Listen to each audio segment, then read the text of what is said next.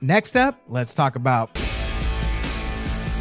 I'll be honest, I wasn't completely sold on the trailers that dropped for this movie, and with it going straight to DVD, straight to streaming, my desire to watch it went down just a little bit more. Going into this, I hadn't seen the original in its entirety, but I've seen bits and pieces of the film growing up, so I had a vague concept of what could happen. The thing that intrigued me the most, however, was the UFC element. As a UFC fan, the only behind-the-scenes footage I had seen was the fake weigh-in from UFC 285, and also fan footage showing the fight between Gyllenhaal and former UFC fighter Jay Heron. Additionally, as a UFC fan, the next thing that intrigued me was the acting debut of...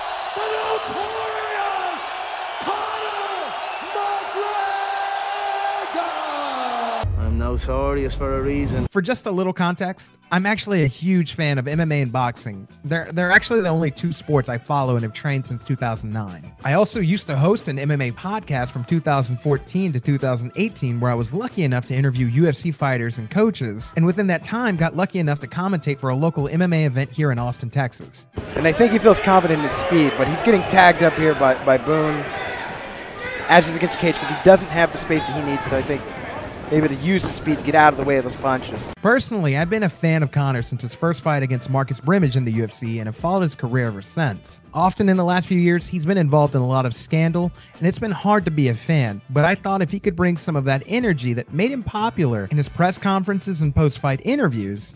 He makes gun signs with the right hand and animal balloons with the left hand. Carrying a school bag on stage. What are you doing with a school bag on stage? You can't even read. This guy TKOs people. When I knock people out, they don't fucking move. Who the fuck is that guy? Who the fuck is that? You know damn well who I am. Who the fuck is that? I'd like to take this chance to apologize to absolutely nobody. The double champ does what the he wants. A fucking pimp. Fucking guilty Mick.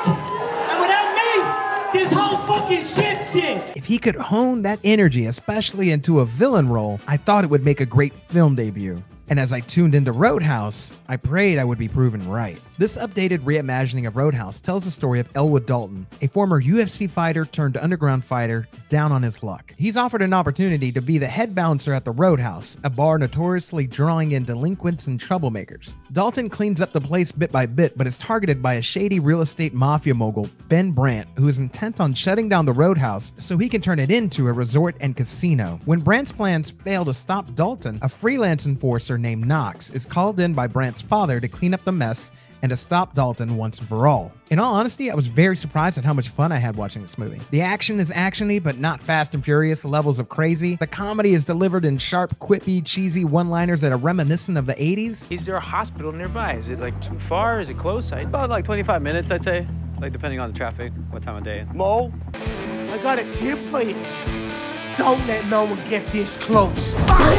And Jake Gyllenhaal makes his character so likable, being both kind and badass. But what about McGregor? McGregor brings a certain swag to this villain and carries himself like a character based on his real-life ego. It's over the top in the best of ways that serve the purpose of this crazy modern-day Western story. He's a fun bad guy much in the same way Sting was in Dune or Jason Momoa was in Fast X. Additionally, his fight scenes with Gyllenhaal are some of the best and most fun parts of the movie. They also feel real too. Maybe not the damage after every exchange, because these guys got more lives than Super Mario, but the moves feel real. The swinging of the punches, the transition of inside clinch fighting, the throws, kicks, and hammer fists, it looks like some real professional barbarianism. Could have used more ground game for my taste, but I get that doesn't look as sexy on screen as stand-up fighting does. The brashness we've seen from McGregor's press conferences definitely transitions to the big screen in all the right ways. Anyone who says it doesn't, well, I'm guessing they're a movie critic and not an MMA fan. Otherwise, they would have seen what was presented on screen a long time ago when McGregor used to own the mic at pressers.